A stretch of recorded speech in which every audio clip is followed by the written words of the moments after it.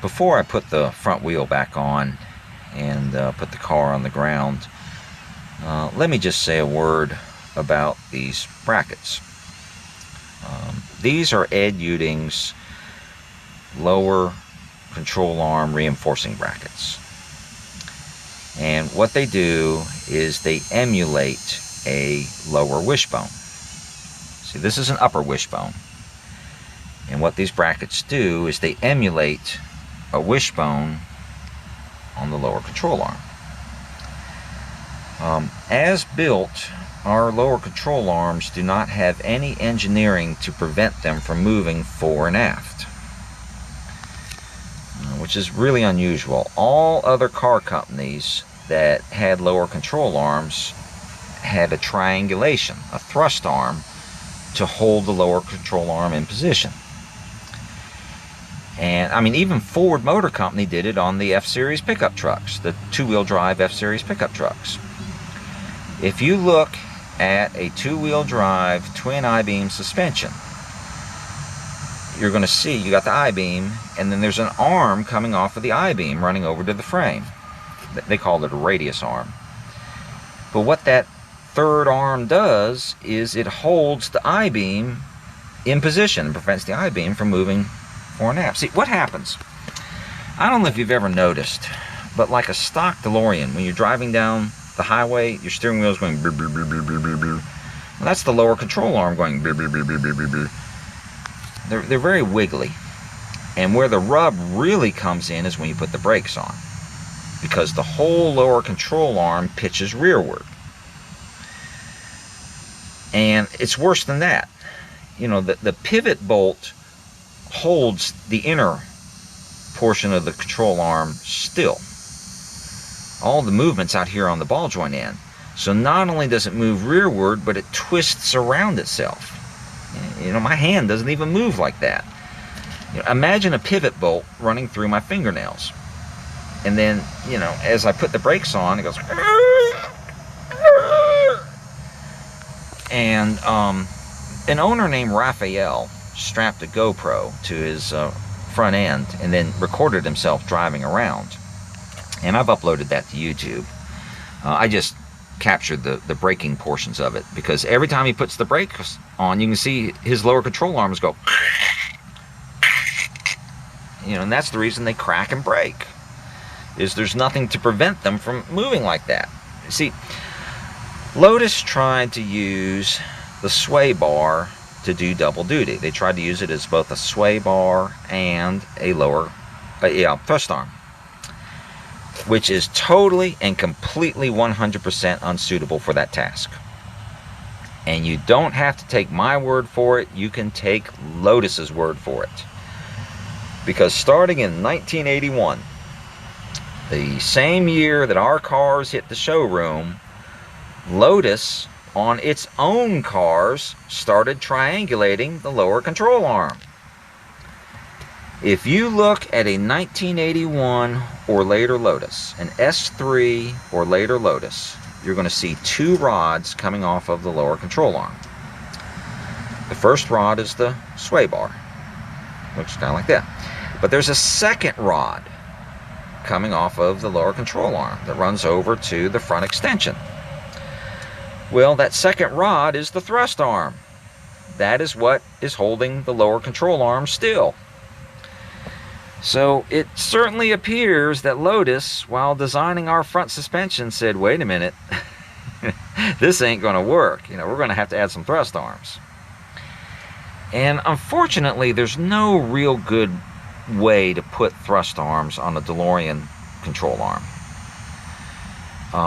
There's nowhere in the front to attach it. I have a piece of aluminum channel reinforcing my front extension, but if you look at a stock front extension, there's nowhere to attach it up there, and it's a very weak piece of metal anyway, which is why I have the piece of aluminum.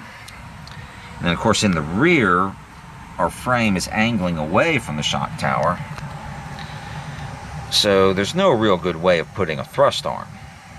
But you can emulate a wishbone. And I suspect that where Ed may have gotten the idea for this, Mike Losby, when he was working for the factory in 1980 and 1981, he recognized the weakness of the front suspension, and he tried a variety of avenues to get it corrected. And one of the things that he did was he had a set of experimental lower wishbones welded up. It's an amalgamation. They used a lower control arm to get the ball joint in, the spring perch, and all the accoutrement that they need. And then they welded an upper control arm to that. So it is a true lower wishbone, every bit as much as that is an upper wishbone, because they used an upper control arm. And if you want to see what those experimental lower wishbones look like, they still exist. On Rob Grady of PJ Grady up in Long Island, on Rob Grady's personal car, when they were liquidating the factory, he got his hands on those experimental lower wishbones, and he put them on his own personal car, and they are still there to this day. True 100% lower wishbones. Well, these brackets are a reasonable approximation of that. And, they use existing mounting points, so all you have to do is just bolt them on, and they are a very reasonable approximation of a lower wishbone to hold the lower control arm in position so it doesn't move fore and aft and doesn't twist around itself and do all the things that a stock lower control arm does. Now let me say a word about these washers that are behind my bushings. That is not epoxy on my shock tower. That is paint. I painted the whole front end. I chipped off all the loose epoxy, stripped all the rust off, and painted it. So that is about 10 coats of just plain old Rust-Oleum enamel from a can. In fact, you can see in the back kind of where the paint job meets up with the original epoxy. But anyway, I was concerned that there's a tube that sticks out from the shock tower, protrudes just a little bit, and that's where the weld bead is for the pivot bolt. And these bushings in these brackets will push up onto that tube and actually rub against the shock tower. And I didn't want the bushing, as the bracket was moving up and down with the rest of the suspension, to mess up my paint job. So I put these hardened steel washers behind the bushing, sandwiched between the bushing and that little piece of tube that sticks out. So, what's actually moving is that hardened steel washer. See, the bushing is up tight against the washer, and then they move together as a unit. Now, I was a very early adopter of these brackets, way back in the late 2000s. Shortly after Ed started mentioning that he was making them, I got a set. And like I said, I put that washer back there to protect the paint job. Well, as more owners started buying these things, they started reporting that their bushings were working out of the brackets. Now the bushing is sticking out like this.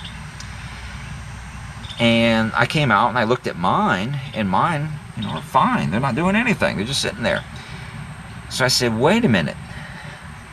That washer that I put in there to protect the paint job, see what happens, that bushing, if it pushes up on the shock tower, it's going to drag on the shock tower, and then as your bracket is moving up and down with the rest of the suspension, it's going to be like working a bolt out of a hole. But because I had that backing washer, like I said, I didn't do it to keep the bushing in place. I did it to protect the paint job, but it has the side benefit of protecting, keeping the bushing in the bracket. Because I haven't touched these things since they were installed. And as you can see, my bushing is right where I put it.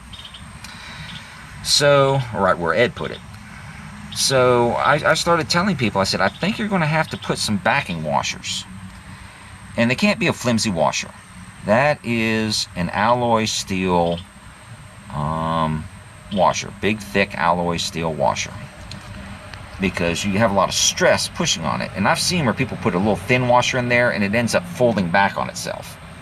And then the washer starts dragging on the shock tower and the bushing still works out. So you need a big, thick alloy steel washer. You need it on both ends. And then you also need a longer bolt. Because now the brackets, by virtue of having those backing washers, have been, moved just a little bit more outwards. The bolt that Ed sends is too short.